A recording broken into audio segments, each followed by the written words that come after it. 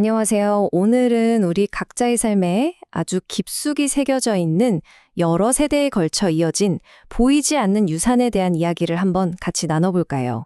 삶과 죽음은 하나다. 좀 철학적으로 들리죠? 이 인상적인 문장은요, 아버지를 떠나보낸 지 14년이 된 한 아들의 글에서 가져온 건데요.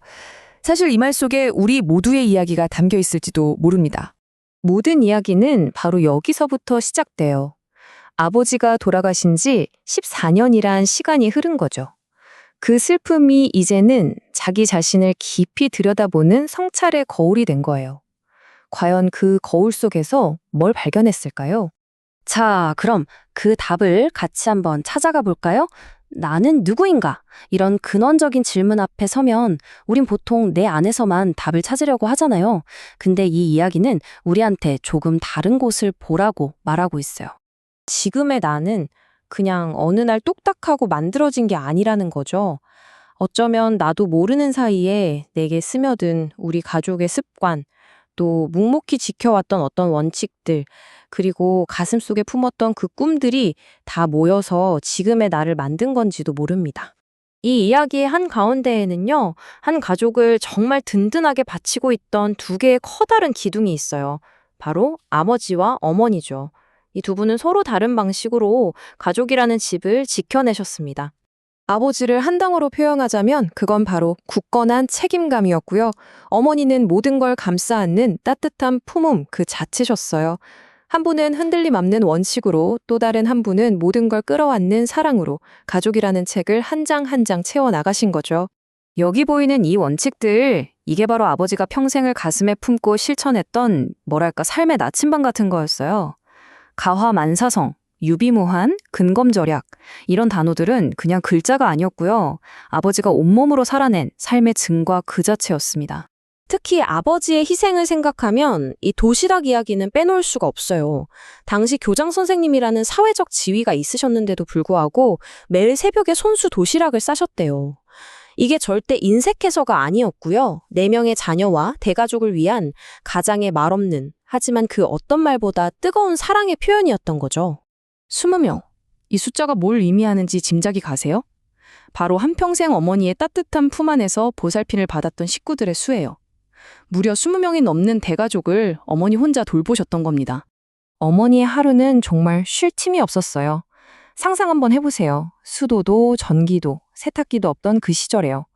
3대에 걸친 어르신들 돌봐야 했죠. 10명이 훌쩍 넘는 대가족 밥 해먹여야 했죠. 거기에 끝도 없는 노미사일까지. 그리고 그 고된 하루가 끝나면 희미한 등잔불 아래에서 꼼꼼하게 가계부를 쓰셨대요. 정말 대단하지 않나요? 자, 그럼 이번에 시간을 좀 더 거슬러 올라가 볼까요? 이런 보이지 않는 유산은 사실 부모님 세대에서 시작된 게 아니었어요. 그보다 훨씬 더 깊은 뿌리에서부터 이어져 내려오고 있었더라고요. 여기 이 연대표를 쭉 보시면요. 한 가족의 역사가 마치 수많은 희생과 헌신으로 겹겹이 쌓아올린 탑 같다는 생각이 들어요. 모든 세대가 다음 세대가 한 뼘이라도 더 높이 올라갈 수 있도록 기꺼이 자신의 어깨를 내어주는 디딤돌이 되어준 거죠. 할머니의 사랑은 또 어땠냐면요. 거창한 말이 아니었어요. 아주 작고 다정한 행동들 속에 있었죠. 전기밥솥도 귀했던 시절에 혹시라도 손주들 밥이 식을까봐 따뜻한 아랫목 이불 속에 밥 공기를 묻어두셨대요. 그 온기가 그냥 밥의 온기가 아니라 할머니의 마음이고 사랑 그 자체였던 거예요. 내가 열심히 일해서 이 동네 논밭을 다 사겠다. 이게 고작 42살이라는 짧은 생을 살다 가신 할아버지께서 매일 새벽마다 스스로에게 외치던 약속이었대요. 비록 시간은 짧았지만 가슴에 품은 꿈만큼은 누구보다 크고 선명했죠. 그런데 진짜 놀라운 건 뭔지 아세요?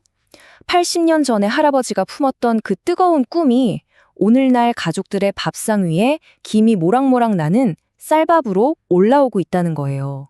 한 사람의 간절한 꿈이 세대를 넘어서 이렇게나 위대한 힘을 발휘할 수 있다는 걸 지금 우리가 보고 있는 겁니다.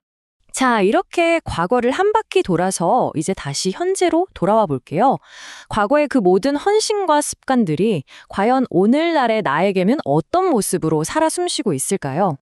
그 연결고리를 보면 정말 소름이 돋을 정도예요. 보세요. 매일 꾸준히 일기를 쓰셨던 아버지의 그 기록 정신은 아들의 블로그가 됐고요. 한 푼도 허투루 쓰지 않으셨던 어머니의 그 살림지에는 아들의 재무 감각에 그대로 녹아든 거죠. 이게 바로 우리가 이야기하는 보이지 않는 상속인 겁니다. 그래서 깨닫게 되는 거예요. 이 모든 소중한 이야기들을 잊지 않고 기록으로 남기는 게 정말 중요하구나. 기록이라는 게 단순히 지나간 일을 적는 게 아니더라고요. 자칫하면 시간 속에 그냥 흩어져 버릴 뻔했던 한 가족의 영혼을 영원한 역사로 만드는 위대한 작업인 거죠. 오늘 이야기를 마무리하면서 이제 이 질문을 여러분께 한번 드려보고 싶습니다. 지금 여러분의 습관 속에, 여러분이 소중하게 여기는 가치관 속에, 또 여러분이 꾸는 꿈 속에는 어떤 조상의 목소리가 메아리치고 있나요? 오늘 당신을 만든 그 보이지 않는 상속에 대해 잠시 생각해보는 시간을 가져보시는 건 어떨까요?